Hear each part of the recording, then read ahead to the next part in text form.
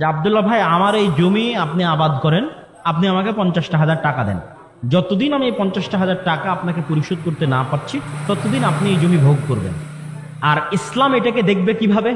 ইসলাম এটাকে দেখবে, আমি একটু ঘুরিয়ে বলি তাহলে আপনার কাছে ক্লিয়ার হবে। ইসলাম এটাকে দেখবে এইভাবে, ভাই আমার 50,000 টাকা কর্জ দরকার, ঠিক আছে আমি তোমাকে 50,000 টাকা কর্জ দিব, তবে আমার একটু সুদ লাগবে। কি সুদ লাগবে? এই 50,000 টাকা পরিশোধ না করা পর্যন্ত আমি তোমার জমির আবাদ খেতে চাই। এই যে আমি 50,000 টাকা পরিশোধ না করা পর্যন্ত তোমার জমির আবাদ খেতে চাই, এটা 50,000 টাকা লোন দেওয়ার বিনিময়ে আমি সুদ ভক্ষণ করতেছি। আপনারা লেনদেন করতেছেন ঘুরিয়ে, ওটাকে একটু সোজাভাবে দেখেন। আপনারা লেনদেন করতেছেন ঘুরিয়ে, কি ভাই আমার জমি তোমার কাছে থাকলো, আমাকে একটু 50,000 টাকা দাও না, ওইভাবে আপনি করতেছেন। কিন্তু আসলে কি ঘটতেছে? আসলে ঘটতেছে ভাই 50,000 টাকা কর্জ নিব, তাহলে ঠিক আছে আমি তোমাকে 50,000 টাকা কর্জ দিব, কিন্তু আমার সুদ দরকার। সুদটা কি? আমি টাকায় সুদ চাচ্ছি না, আমি সুদ চাচ্ছি জমিতে।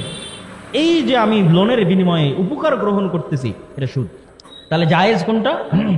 আপনি আপনার জমি ভাড়া দিতে পারেন।